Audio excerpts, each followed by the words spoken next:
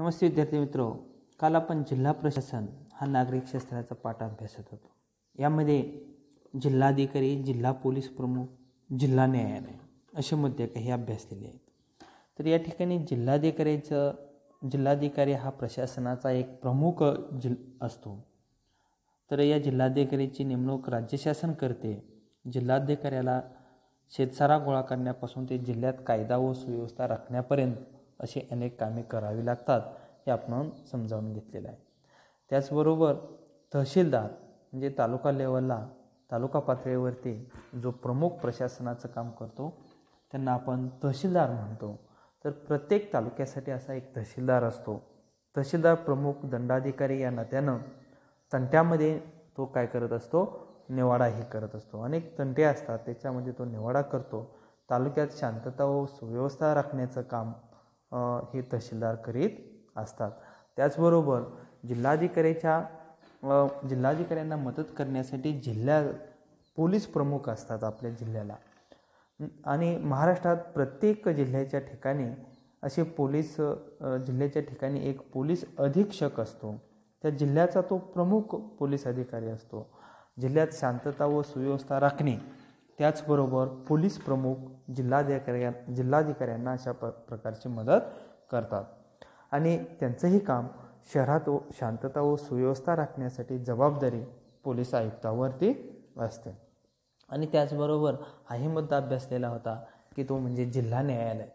तर आपल्या अधिकार क्षेत्रातील तंटे सोडवणे, आपल्या अधिकार क्षेत्रामध्ये जे काही अधिकार क्षेत्र येतं त्यांचे तंटे सोडवणे, त्या तंट्यात न्यायनिवाडा करणे आणि संघर्षाचे वेळेच निराकरण करणे ही कामे जिल्हा पातळीवरती न्यायालयाला करावी लागतात.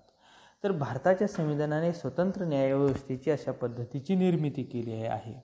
न्यायव्यवस्थेच्या शिरोभागी भारताचे सर्वोच्च न्यायालय असते, हे लक्षात ठेवायचं. न्यायव्यवस्थेच्या रिकामी जागासाठी विचारलं जातं. न्यायव्यवस्थेच्या शिरोभागी भारताचे सर्वोच्च न्यायालय असते. आता त्यांच्या खालोखाल कनिष्ठ न्यायालय असतात, त्यात जिल्हा न्यायालय, तालुका न्यायालय आणि महसूल न्यायालय यांचा समावेश होत असतो. आणि सर्वात महत्त्वाचा आणखी मुद्दा हा आपला राहिलेला आहे, तो म्हणजे आपत्ती व्यवस्थापन. त्यातला काही भाग मी तुम्हाला काल सांगितलेला आहे. तर याच्यामध्ये आपत्ती व्यवस्थापनामध्ये आपल्याला वेगवेगळ्या आपत्तींचा सामना करावा लागतो. आपत्ती म्हणजे संकट, जे काही आपत्कालीन अशी संकटं येतात. नैसर्गिक असतात काही संकटं, काही मानवनिर्मित अशा पद्धतीची सुद्धा संकटं असतात. आणि ही संकटं काय करत असतात, येत असतात. तर आपल्याला वेगवेगळ्या आपत्तींचा सामना करावा लागतो. उदाहरणार्थ पूर, आग, चक्रीवादळ, ढगफुटी, गारपीट, भूकंप, भूस्खलन यासारख्या नैसर्गिक आपत्तीबरोबरच दंगली घडतात, धरणे फुटणे, बॉम्बस्फोट होणे, साथीचे आजार यासारख्या आपत्तींना सामोरे जावे लागते. असे अनेक प्रसंग सतत येत असतात. म्हणजे महापुराची आपल्याला कल्पना आहे. गेल्या 1-2 वर्षामध्ये आपल्या आसपासच्या जिल्ह्यामध्ये कोल्हापूर म्हणा, सिंधुदुर्ग, रायगड, कोकण भागामध्ये असे महापूर निर्माण झाले होते. चक्रीवादळ निर्माण झाली होती, ढगफुटीसारखे प्रकार होते, भूकंपासारखे प्रकार घडलेले आहेत. ह्या नैसर्गिक आपत्ती आहेत. तर ह्या ज्यावेळेस अशा नैसर्गिक आपत्ती घडतात, त्या आपत्तींना कशा पद्धतीनं सामोरं जायचं याचं व्यवस्थापन केलं जातं. त्याचबरोबर साथीचे रोग येतात. आत्ताच आपण त्याच्यामध्येच आहोत की कोरोनासारख्या साथीचा महाभयंकर महामारीचा रोग सर्वत्र जगभर पसरलेला आहे. त्याच्याशी सामना करण्यासाठी एक व्यवस्था निर्माण केली जाते. असे अनेक पूर्वीपासून साथीचे रोग येत राहतात. तर अशा पद्धतीनं हे साथीचे रोग येत असताना काय झालेलं आहे, प्रचंड अशी मानवहानी होते, त्याचबरोबर आर्थिक हानी होते. आणि यामुळं एक मोठ्या प्रमाणात समस्या निर्माण होतं. तर लोकांचे फार मोठ्या प्रमाणावर विस्थापन, तसे जीवित व वित्तहानी होते. त्यामुळे पुनर्वसनाचे प्रश्नही महत्त्वाचे ठरतात. आणि त्यामुळं काय होतं, पुनर्वसनाचे प्रश्न महत्त्वाचे ठरतात. आता आपत्ती व्यवस्थापनात संपूर्ण जिल्हा प्रशासन यंत्रणा गुंतलेली असते. आणि ज्यावेळेस अशा पद्धतीनं आपत्ती व्यवस्थापन असतं, त्यामध्ये संपूर्ण यंत्रणा, जी जिल्ह्यातील यंत्रणा असते त्यामध्ये कामाला लागलेली असते. संपूर्ण जी जिल्ह्यातील यंत्रणा असते, जिल्हा पातळीवर असेल, तालुका, गाव, सामाजिक संघटना, ह्या सर्व मदतीला घेऊन या आपत्तीचं निवारण केलं जातं. उदाहरणार्थ पुराची, वादळाची पूर्वसूचना देणारी प्रणाली. बघा, अलीकडच्या काळामध्ये आपणाला ह्या तंत्रज्ञानातील प्रगतीमुळं अनेक आपत्तींची आता पूर्वसूचना मिळू शकते. उदाहरणार्थ पुराची असेल, वादळाची, ह्या पूर्वसूचना देणारी प्रणाली विकसित झालेली आहे. आपल्याला म्हणजे वादळ, वारा, ढगफुटी, पाऊस याच्याविषयीच्या किंवा भूकंप असते, याच्याविषयीच्या काय येतात, अगोदर आपल्याला ह्या तंत्रज्ञानामुळे सूचना येतात. त्या पद्धतीनं आपल्याला सतर्क राहता येतं, तशा पद्धतीनं उपाययोजना करता येतात. या प्रणालीमुळे धोक्याची सूचना मिळते. पण आता यामध्ये हे नेहमी लक्षात ठेवा की आपत्तीच्या काळात सतर्क राहणे आवश्यक असते. आपत्तीचा सामना करण्यासाठी व्यक्ती व विविध यंत्रणांच्या मदतीची गरज असते. आपत्तीचा सामना करण्यासाठी, आपल्याला तोंड देण्यासाठी व्यक्ती आणि अनेक लोक, यंत्रणा त्यासाठी मदतीची गरज असते. त्यांच्यासाठी त्वरित संपर्क साधता यावा म्हणून आपल्या घरात, दर्शनी भागात, दवाखाने, पोलीस, अग्निशामक दल, रक्तपेढी इत्यादीचे दूरध्वनी क्रमांक नोंदवून ठेवावे. बघा, आपत्ती काळामध्ये असे आपणाला दवाखान्याचं असेल, पोलीस असेल, अग्निशामक दल असेल, रक्तपेढी इत्यादीचे दूरध्वनी क्रमांक नोंदवून ठेवायचे आणि आपल्या मित्रांनाही तसे करण्यास सांगावे. त्याचबरोबर आणि यामुळे काय होतं, आपला वेळ वाचतो, आपल्याला लगेचच मदत मिळते आणि त्याच्यापासून आपल्याला संरक्षण करता येतं. हे पहा, महाराष्ट्रात अनेक अधिकाऱ्यांनी प्रशासनात सुधारणा घडवून आणण्यासाठी प्रयोग केले. त्यांच्या या प्रयोगामुळे नागरिकांना मिळणाऱ्या सेवेत सुधारणा झाल्या आणि जे महाराष्ट्रामध्ये जे काही अधिकारी आहेत त्या अधिकाऱ्यांनी सुधारणा घडवून आणण्यासाठी प्रयोग केलेले. त्यांच्या या प्रयोगामुळं नागरिकांना मिळणाऱ्या सेवेत एक प्रकारची सुधारणा झालेली आहे. परिणामी प्रशासनाबाबत नागरिकांचे मत चांगले होण्यास मदत झाली आणि परिणाम त्याचा काय झाला की प्रशासनाबद्दल नागरिकांचं एक प्रकारचं चांगलं मत तयार झालं. प्रतिसाद नागरिकांचा प्रशासनाला मिळणारा प्रतिसाद आणि त्यांचा शहरातील सहभाग वाढला. बघा, आणि नागरिकांनी काय केलं, प्रशासनाला एक प्रकारचा प्रतिसाद दिला. यामध्ये लखीना पॅटर्न अशाच पद्धतीचा एक पॅटर्न दिलेला आहे.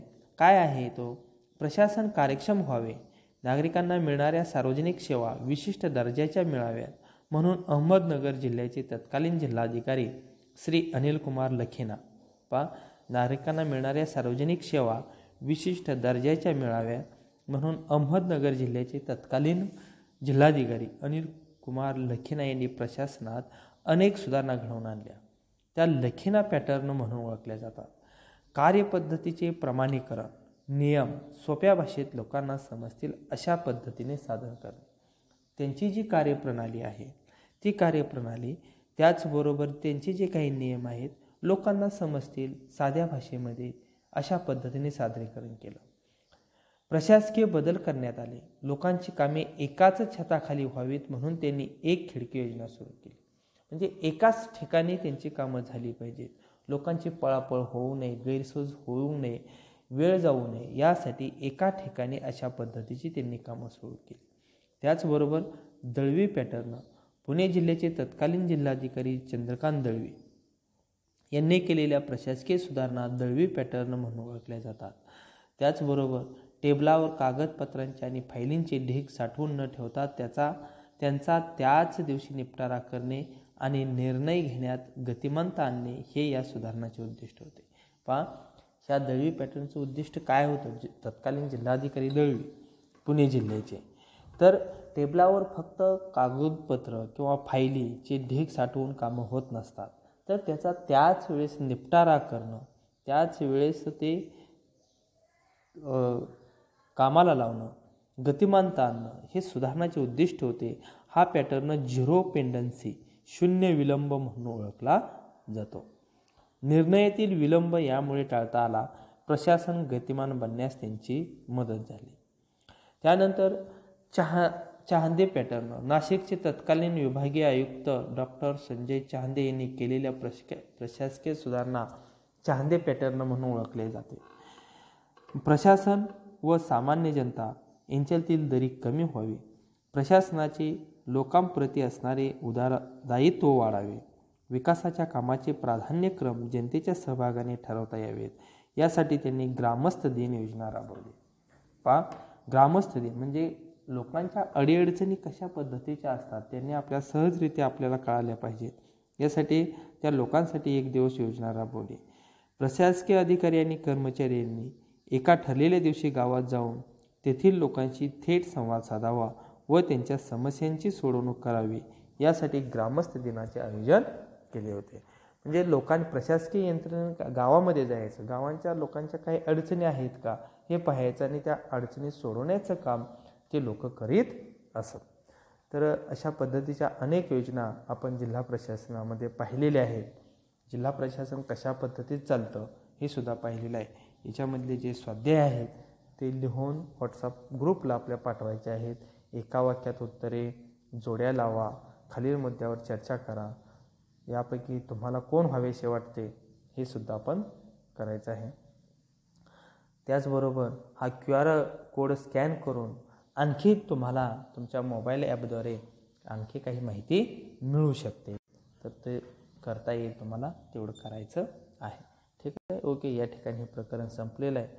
उद्याच्याला आपण नवीन इतिहासाचं प्रकरण सुरू करणार आहोत. त्या दृष्टीनं आपण तयारी ठेवायची आहे पुढचं प्रकरण. Okay, thank you.